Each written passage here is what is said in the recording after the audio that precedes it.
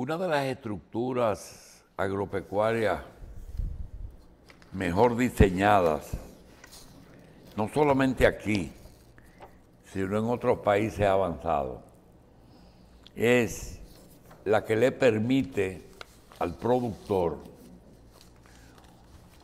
una cadena desde la producción en el campo hasta el destino final del producto ya terminado. Es decir, producir en el campo, llevarlo a los mercados. Si hay que conservarlos, colocarlo en unidades de cuarto frío. Y al final, llevarlo a dos destinos, o al público nacional o para exportación. Para eso, el gobierno de Hipólito Mejía, aunque no lo logró terminar, diseñó el proyecto de Merca Santo Domingo, que consistía en un proyecto que tenía el mercado, la refrigeración y el destino. Promefrin. ¿Cómo se llama? Promefrin. Pro Programa de mercados. Mercadón. Y en el corazón del sistema agroalimentario dominicano, Mercadón de Merca Santo Domingo, se consolida como un modelo de organización y proyección institucional bajo la dirección de Sócrates Díaz. Sócrates Díaz Castillo. La entidad ha intensificado sus esfuerzos por posicionarse como referente. Naturalmente, insistimos en que no es una labor fácil, porque el hábito y la costumbre pesan mucho en los pueblos. Hay una estructura creada hace años, por no decir siglos, en que el productor le vende al intermediario. El intermediario lo lleva a los mercados. Los mayoristas lo compran y lo distribuyen. Eso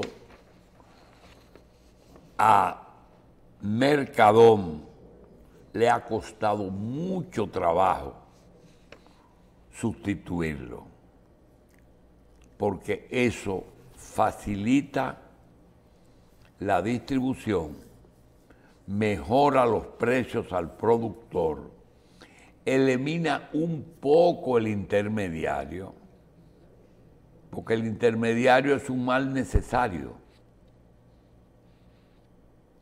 Y una muestra de que ese compromiso fue la reciente visita de una delegación compuesta por representantes de empresas belgas que están establecidas en República Dominicana, quienes compartieron una jornada de intercambio y reconocimiento de las instalaciones del mercado agropecuario. La actividad fue coordinada por la Embajada de la República de Bélgica en República Dominicana, encabezada por la excelentísima embajadora Joan Sedano, quien lideró el encuentro. Sócrates Castillo, Robinson Cueva recibieron a la visita. Le agradecemos a Marco Santana la información. Queremos decir que hoy el Banco Agrícola de la República Dominicana cuenta con 80 años de haberse fundado. El Banco Agrícola tiene un administrador que fue designado por esta administración de Luis Abinader hace 5 años. Y hace 39 años, Pedro Bretón y Ramón Santos dirigieron el Banco Agrícola durante los primeros años de los 10 años de Balaguer. 7 y pico. De los 10, no de los 12, de los 10 años de Balaguer. En el 86, cuando Balaguer gana, designa a Pedro Bretón y a Ramón Santos en el Banco Agrícola. Esa institución que financia es una institución crediticia especializada en el productor del campo. Tiene las mismas regulaciones que la banca comercial, pero tiene algunas variantes que no sé si se conservan. Porque el banco se ha despolitizado. Hace mucho tiempo Trujillo lo utilizaba para cargarle a algunas instituciones que tenían problemas como la pignoración del arroz, etc. Pero yo creo que lo mejor es que Ramón nos cuente si realmente el Banco Agrícola está llenando su cometido, si podría tener una mayor incidencia si consigue más fondos o si con la recuperación de la cartera actual puede seguir prestándole a los productores nacionales. Don Ramón Santos Pérez, adelante. Primero, quiero hacer una acotación a la noticia que usted leyó, aparte del acontecimiento internacional, si se quiere, porque fue una visita de que luego en algún momento ampliaremos sobre eso, que el programa se llamaba Promefrin, era Programa de Mercados y Frigoríficos. Y la idea del mercado no era venderle directamente a los consumidores, era un abastecimiento de productos adecuados con la calidad y la inocuidad necesaria a los mayoristas. Esa era la esencia. Y tenía una nave que le llaman el situado ahora, que era para vender detalle, pero no un detalle de libra a libra, sino un detalle donde la gente, los pequeños negocios pudieran ir a comprar. Y también, como ha sido costumbre en muchos países y aquí, a los negocios mayoristas iban familias a hacer su compra del mes o de la quincena. Por eso usted veía antes que tanta gente, y todavía se usa, compra un saco de arroz. Gente pobre, gente de clase media, media baja, y eso es hasta un orgullo cuando se está hablando de compra de comida, que ellos dicen, yo compro un saco de arroz todos los meses o cada 15 días, dependiendo de la cantidad de clientes que tenga en su casa. En cuanto al Banco Agrícola, doctor, es un poquito complejo porque usted sabe que cuando vino el libre comercio y cuando vino la libre oferta, la teoría del momento decían que las cosas iban a ser más baratas porque al estar al libre comercio todo el mundo tenía que competir, y como todo el mundo tenía que competir y a nadie se le estaba dando una condición diferente, se decía que el público en el mundo entero iba a recibir los productos más baratos. Hubo algo de eso, pero ese objetivo no se logró. Incluso un papa llegó a describirlo como casi criminal, esa política mundial de libre comercio, en el sentido de que no veía a la gente como persona. Entonces, con esa imposición que vino de los países más avanzados que nosotros, vino la desconsideración y vino en el entendido de que las cosas iban a bajar por la competencia, se desprotegieron áreas sensibles de los países, y entre nosotros lo que más se desprotegió fue el productor, porque hay que ver que no es lo mismo un país como algunos estados de Estados Unidos, que el promedio es de 1.000 hectáreas entre productores. Por ejemplo, 1000 hectáreas quiere decir 16.000 tareas. Y aquí en esos momentos el promedio de tenencia de la tierra era de 16 tareas, más o menos, por cada productor, el per cápita de tenencia de la tierra.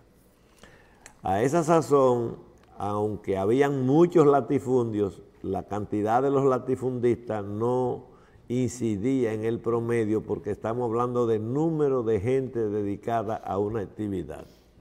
Usted puede tener 100 personas que tengan 5.000 tareas, pero si usted tiene 1,5 millones, 2 millones, 8 millones de tareas y el resto son 500.000 productores, pues el promedio va a ser bajito, 6, 7, 8, 10 tareas. Y en esas circunstancias el Banco Agrícola fue bien creado, independientemente del uso que le diera Trujillo a eso, que lo bueno que tenía de lo malo que fue quizás fue que preparó el país como una finca de su propiedad, pero él sabía que se iba un día y a lo mejor eso que le podía preocupar, porque también él no era un científico, aunque nosotros cuando marchamos decíamos que el primer maestro era analfabeto, que era que se decía en ese entonces. Y entonces eso fue diferente en el sentido de que él utilizó mucha gente de mucha capacidad y le preocupaba todo. Y entonces él era dueño de todo. Un día pensaba que tal vez había sido tan bueno que se iba a ir y lo iban a dejar como dueño de todo, o que iba a morir con los zapatos quitados en su casa por enfermedad o por edad, pero fue matado. Hay gente ajusticiado, dicen algunos, otros dicen que fue asesinado, pues como quiera es un asesinato.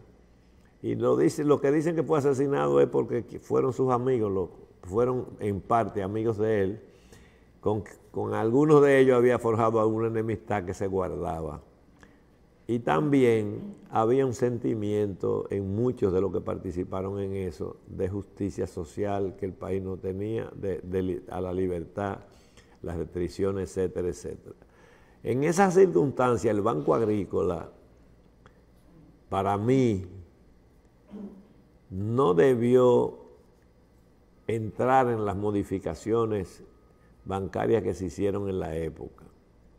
Nosotros podemos mirarlo como quisiéramos. Pudo haberse modificado y pudo haberse cambiado algunas cosas. Por ejemplo, el gobierno era garante de los préstamos fallidos de la reforma agraria.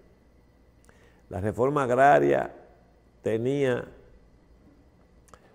no en cantidad de productores, sino en cantidad de tierra, en cantidad de producción, llegó a tener 50% de la producción nacional, y eso lógicamente tenía que mover a las autoridades del momento a hacer leyes de compensación, porque no es la misma preparación de un agricultor que, dicho sea de paso, en aquellos tiempos se internaba en un sitio en Santiago y en San Cristóbal y en diferentes instituciones a entrenarlo en la actividad que iban a hacer, porque la mayoría de ellos eran obreros de los terratenientes a quien se le había quitado la tierra. Y el paso de obrero a productor en ese tiempo, que no habían grandes ciencias, ni los terratenientes la tenían, porque quienes trabajaban la tierra eran los mismos obreros y ellos más o menos sabían, desde luego. Los propietarios eran los que compraban los fertilizantes y lo que recibían y lo que decían las dosis de lo que se usaba. Habían empresas que tenían técnicos ya, pero los técnicos del sector privado le enseñaban eso, y los del gobierno también, cómo usar la tecnología. Y eso se convirtió en que muchos productores, muchas personas que optaban por un pedazo de tierra no tenían esa vocación de trabajar la tierra, era poca. Delegaban en gente, la arrendaban, no cumplían con los requisitos que le ponía la institución y le cancelaban la parcela. eso más o menos se manejó bien, pero desde el punto de vista del apoyo al productor era muy diferente. Y el Banco Agrícola no debió llegar al punto que llegó. Los diferentes gobiernos han tenido que hacer esfuerzos extraordinarios, reforzar otras instituciones, como fue el caso de una institución que estaba prácticamente dormida y fue utilizada para dar una asistencia masiva a productores que estaban sueltos por ahí, que nadie, no calificaban para ningún banco a la luz de los de hoy, y se usaron fondos porque es bueno que ustedes sepan que en el mundo hay fondos que se prestan a países pobres y algunos de ellos no hay ni que pagarlo. A veces te ponen algunas reglas de objetivos sobre el medio ambiente, de objetivos diversos, para que en caso de que no se puedan pagar, no pase nada y se puedan repetir, se puedan reenganchar otra vez. O habían préstamos que lo dejaban hasta que se vayan muriendo con el ya consabido problema de la recuperación de esos préstamos.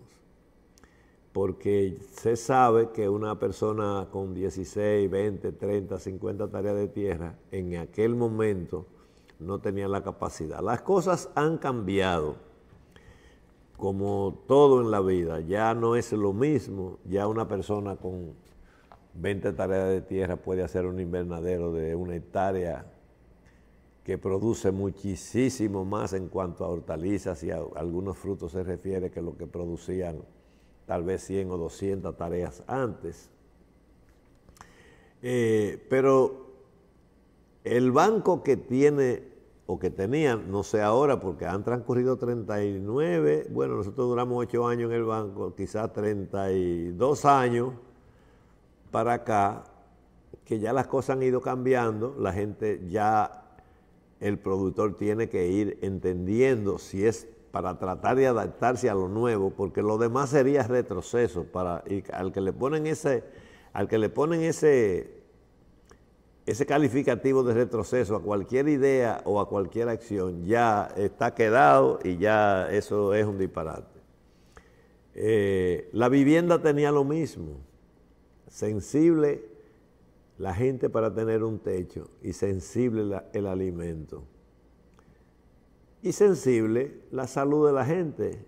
Y el servicio médico era gratuito en sentido general. El 90% de la gente iba a los hospitales, no iba a clínicas ni a centros médicos. Eso no estaba comercializado en ese entonces. Se podía decir que no estaba de tampoco que asistían porque el porciento de gente rica era muy poco. Es más, se calificaba de malo los gobiernos porque en el ejercicio de un cuatrenio cualquiera se hacían tantos millonarios. Y eso era criticable, que se hicieran gente millonaria. Ahora es la aspiración de los gobiernos de que todo el mundo sea millonario, porque el millonario era portador de más de 1 millón, y ya 1 millón de pesos vale cualquier habitacioncita en un barrio. Entonces, las cosas cambian, pero hay cosas que no debieron cambiar. Y así hay muchísimas leyes y muchísimas normas que pudiéramos pasar días enteros hablando de ello. El Banco Agrícola, por ejemplo, en Nagua habían asociaciones que tenían 10, 12, 14 préstamos fallidos. No quiere decir que no pagaban nada, sino que les faltaba para pagar. ¿Por qué? Porque cada año, cuando venía la temporada de lluvia, se anegaban muchísimas parcelas de esas y a veces se dañaban completas, otras veces no, otras veces parcialmente se perdía la cosecha. Y el país necesitaba producir ese arroz que se daba ahí, lo necesitaba. Quizás ahora con las nuevas técnicas se pueda lograr en algún momento que esas tierras se dediquen a otros cultivos que resistan mejor drenaje. Bueno, hubo incluso un programa en Nagua interesantísimo con fondo internacional, porque el mar hasta se metían aguas salobres en las áreas, lo que descalifica también para el cultivo. Y entonces el Banco Agrícola de hoy, y vamos a tener más tarde la realidad de hoy, pero de ayer fueron de las cosas que nos impusieron. Esas cosas vinieron amarradas y muy cercanas al anuncio de que iba a haber un siro de maíz que iba a sustituir la caña de azúcar.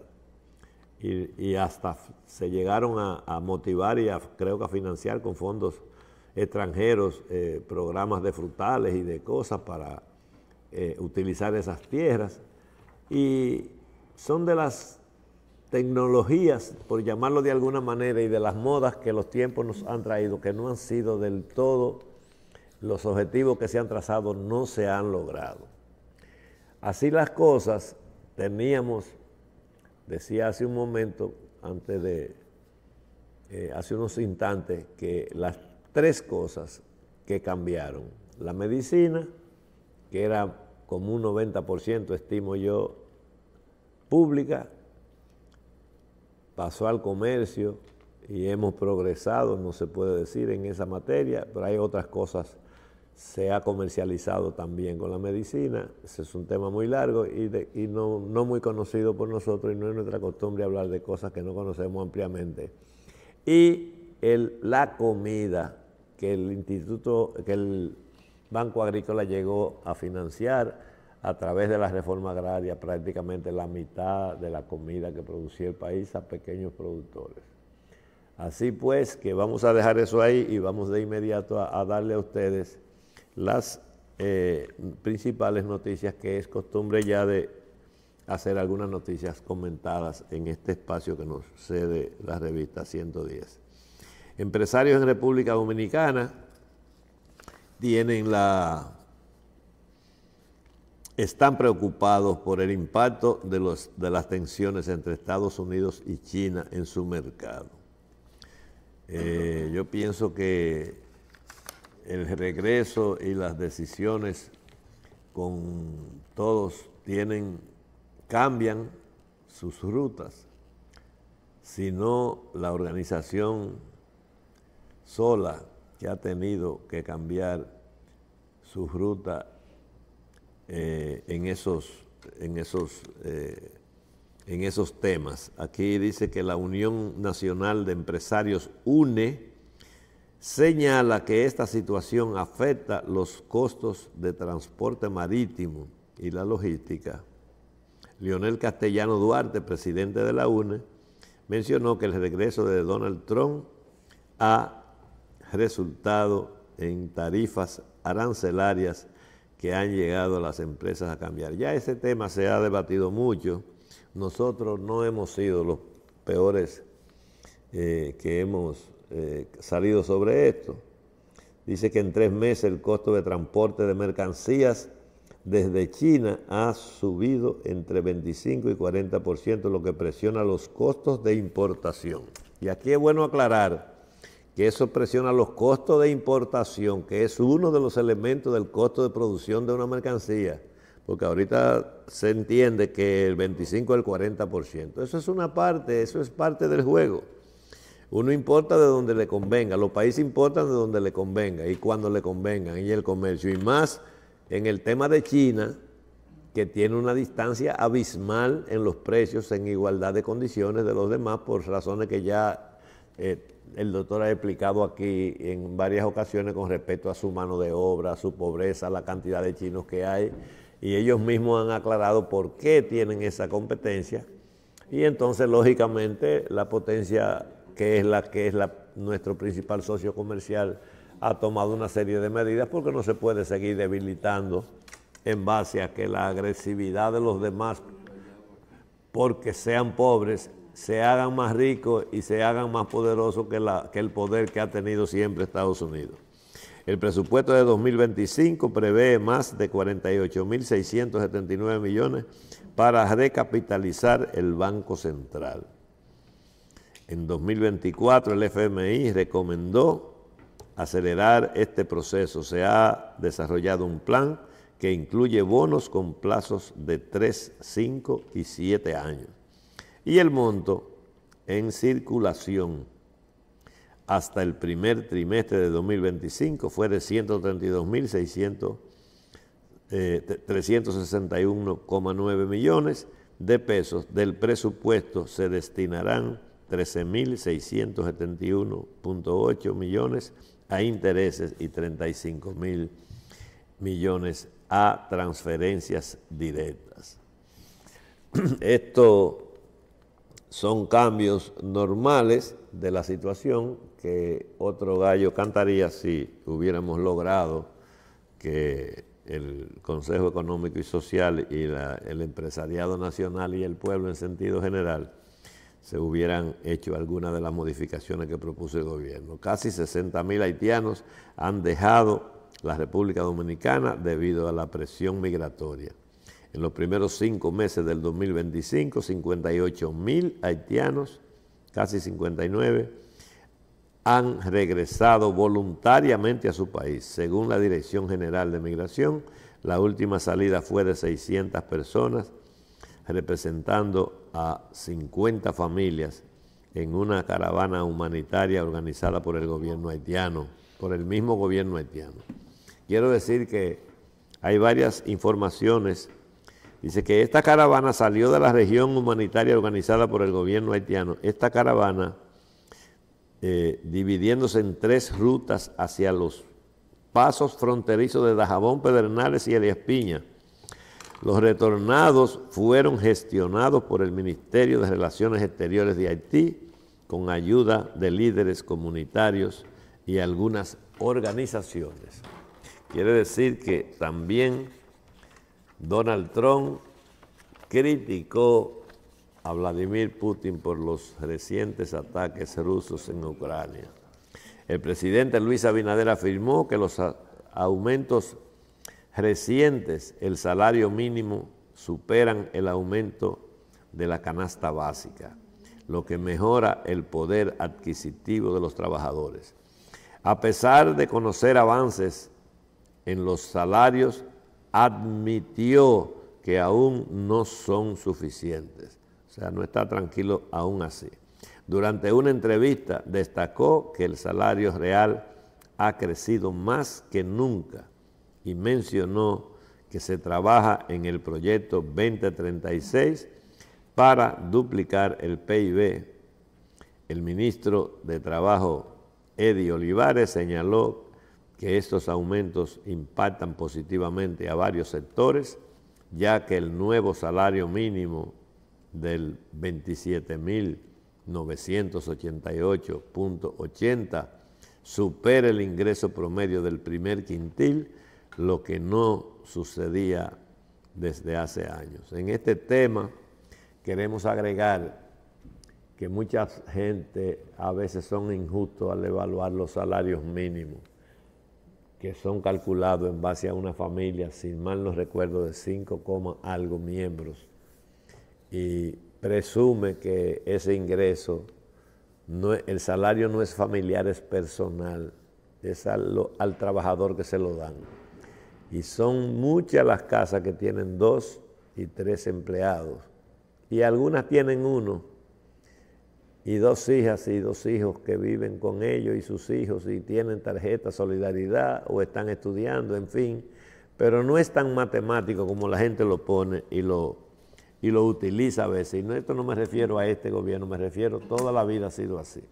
Eso se me parece mucho a cuando las cámaras de los televisores que hacen noticiero van y se acercan a los comerciantes a preguntarle que cómo le está yendo con la venta. Es la misma respuesta de hace, que yo sepa, 5 décadas, diciendo prácticamente lo mismo. Igual que cuando le van a decir, a preguntar que qué le pasa con el tema de las calles que están feas, y a ver si usted ve en la fotografía que hay una casa en la esquina, otra más allá, una buena casa del dueño de la finca, y cuando sigue viendo es una carretera, es una zona rural que ellos quieren que sea ciudad antes de tiempo, y todavía no lo es. Sin que ningún periodista se le ocurra, ya como periodista de investigación, averiguar cuánto le costó ese terreno en el que está reclamando las cosas. No es que se lo estruje en la cara, porque eso es un tema de pobreza que no se le debe decir, pero para convencimiento propio y para amortiguar la noticia, el país debe saber, debe tener el derecho a saber cuando la gente reclama algo, cómo adquirió esa vivienda. No es que se la haya robado en un puesto, pues nada más no es eso lo importante, sino cómo adquirió esa vivienda. Si fue a pedrada limpia, con bomba, con la policía, ocupando un terreno privado ajeno, o ocupando un terreno privado del Estado, porque la gente cree que todo lo que es del Estado es de ellos. Y esa es una de las cosas que este país tiene que corregir y organizar. Yo sé que es difícil estar sin vivienda, pero eso no justifica que hayan todavía gente aquí ocupándose de eso y que después cuando se sinceran con cualquier amigo le digan, yo tengo 5 casas, y tú le preguntas cómo la conseguiste y ninguna la compró. Así, y aquí hay sitios muchísimos así. Y para colmo, yo envié a hacer una investigación con un periodista una vez a un lugar y él le preguntó al final, dice, ¿y a quién ustedes le alquilan esas casas? Dice, principalmente a los haitianos porque pagan mejor. El Consejo Unificado de las Empresas Distribuidoras de Electricidad, CUED, está trabajando para que las empresas distribuidoras de electricidad, la EDE, paguen sus deudas a los suplidores eléctricos. Es verdad, y también veo que se ha hecho un poco de justicia con llevar los apagones también a la clase alta y a la clase media alta, porque lo hemos vivido eso. Ahora hay que también en esa misma dirección hacer esfuerzo para que la gente que recibe a las personas que tienen averías reciban una respuesta más adecuada y más rápida. No sé qué está pasando con algunas sedes, pero fuimos testigos de excepción de una señora que comenzó el jueves pasado, no este jueves, sino el anterior, y me puso la grabación que la hizo de la persona, lo mismo cada día. Fue 3 veces y no pase que le vamos a hacer el reporte para ir a corregir la avería. Incluso en una ocasión la pusieron a hablar con la unidad que andaba haciendo resolviendo ese tipo de cosas porque hay el servicio. No sé qué está pasando. Bueno, la gente a veces medio se aloca en sus responsabilidades que le asignan las instituciones, y eso hay que tener mucho cuidado con eso porque eso daña mucho la imagen del empresariado eléctrico. Eso se lleva a todo el mundo de paro. Se advierte sobre un aumento significativo en los fletes marítimos desde China, donde el costo de un contenedor de 40 pies pasará de $3.500 a $7.000. Ya estuvo a $12.000 cuando la pandemia. Y se murió mucha gente, pero no de eso, por la pandemia. Iván García, presidente de la Federación Dominicana de Comerciantes, que estuvo recientemente aquí, indicó que esto representa un aumento de 100% en los costos logísticos, no en el costo de la mercancía. Esto es verdad que representa eso porque 3.500 por 2 son 7.000, eso está claro, pero son cosas que no controlamos necesariamente nosotros y que tienen que ver con algunas respuestas a la situación arancelaria entre Estados Unidos. Por eso llegará a un punto, Nosotros tenemos muchas inquietudes, tenemos mucha afinidad con muchas decisiones que está tomando el presidente Trump de Estados Unidos. Y cosas raras así tendrán que tomarse aquí porque hay cosas que se van como generando solas, ellas por sí mismas, con el tiempo, y no nos damos cuenta a veces de lo que estamos perdiendo. Al final le voy a hacer un comentario con respecto a esto, que es una sugerencia que yo tengo, no la voy a dejar en el aire, la voy a aprovechar. Así pues, que desde el 2020, la Dirección General de Aduanas, la DGA, ha fiscalizado 181 comercios chinos en el país. El problema principal encontrado ha sido la subvaluación de mercancías. Hasta ahora, las autoridades han llevado a reliquidaciones de impuestos por más de 3.360 millones de pesos y se han indicado sanciones por más de 5.799 millones de pesos por diversas infracciones. Sobre esto tenemos que decir que eso es felicitamos esa actuación, pero la felicitación pudiera ser doble si no hubiera habido la necesidad de reliquidarlas. La deuda pública de la República Dominicana ha crecido 18,9 veces desde el 2000 hasta abril del 2025, un aumento de 1.791%. Eso necesita tiempo para analizarlo porque es muy largo, pero las cosas, los países que no tienen recursos no tienen de otra para desarrollarse. El tema está en la calidad de la inversión que tiene que tomar en cuenta todo el mundo. Queremos aprovechar esta presencia aquí para enviarle un saludo a nuestros amigos Mario Encarnación y Raimundo Rubio, los propietarios de Cigar World, que tienen, cada día está más bomba ese lugar, más social. Señores, no había conocido aquí en la capital un lugar donde quedaran las costumbres del interior del país, donde la gente se saluda con la mano, se respeta, se considera, con una decencia que no se ve aquí en muchos lugares públicos y con una familiaridad que tampoco se ve en la mayoría de los restaurantes. Sí, hay abrazos de conocidos, sobre todo los que están en moda, la juventud que se conoce de las universidades, pero hay varios años tengo yo que visito ese lugar y ahí nos juntamos gente de diferentes estatus sociales, uno se junta ahí con muchísimos millonarios también, con muchísimos políticos y todo. Hay un respeto.